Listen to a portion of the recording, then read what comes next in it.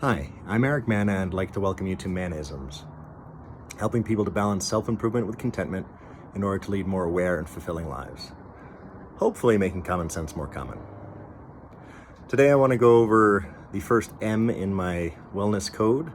My wellness code is BeMaxFitPros, where the beginning of every word is two things and every other letter is one thing. So the first M is meditation. So for me, what that looks like is you concentrate until you get into a meditative state. Saying you're going to meditate, everything that I've looked at and studied, you can't force that one. You can't just be like, oh, I'm going to meditate. It's usually you get into you concentrate on something and then you end up meditating. So what I try to do is I have some guided meditations or concentrations, if you want to call them, that I use through the app Lumosity, which they also do brain games. But mostly I use it for meditations in the morning. And they're about between 5 and 20 minutes, half hour. Like, you, by all means, if you want to meditate longer, if you need to concentrate longer to get in that state, do it. And this is not the only way to meditate. There are plenty of videos out there on how to meditate, like what meditation is. But I kind of equate it to whenever you feel like you're in that flow state where you're like time passing, you're doing something you love, or that's kind of a meditative state. If you're really connected and again kind of in that flow state with someone, that can also be a meditative state.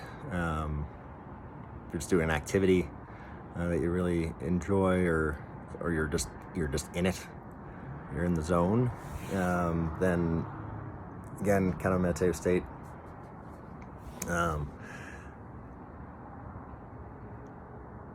But I would suggest that you try to enter a meditative state consciously. So the difference is, you're trying to work on self-awareness.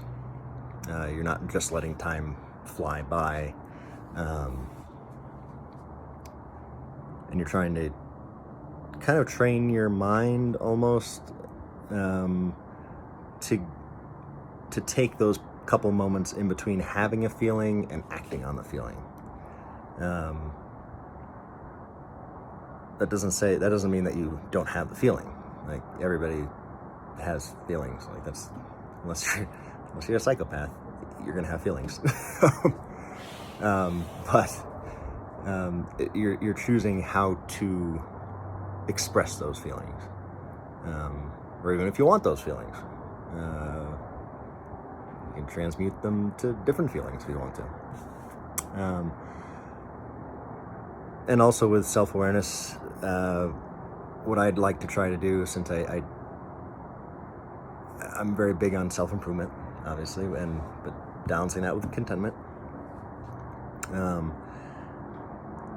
The self-improvement part is, it's really hard to be self-aware and not work on yourself. That being said, doesn't mean that you're not content where you are. That's also part of the self-awareness part, is you're accepting where you're at, and then be like, okay, well, how did I react to that? I don't know about that. Let me think about that. Then also, for me with self-awareness, since I like helping people, so with that, when you build a level of self-awareness, it's really hard not to be aware of other people and to try to be a positive influence in other people's lives as well. It's Like, I'm sure there's an example out there, but I can't think of anybody that would do that.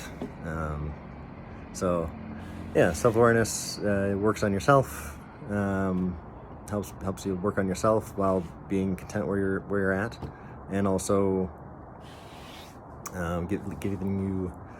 keeping a little more even keel emotionally, and give yourself a little time to think in between your immediate feeling and your actions. And also like care about other people. So when you're self-aware, you're aware that other people are also self-aware or have the capacity to be self-aware. So it all kind of ties together. Yeah, so that's it for meditation that I can think of right now. I hope everybody had a happy Thanksgiving. I know I had a really fun one. It's a good month. Yeah. And yeah, if you like the video, please like, share, and subscribe. And what else? Oh yeah, my name's Eric Mana, and this is Manneisms. I will see you in December. Bye.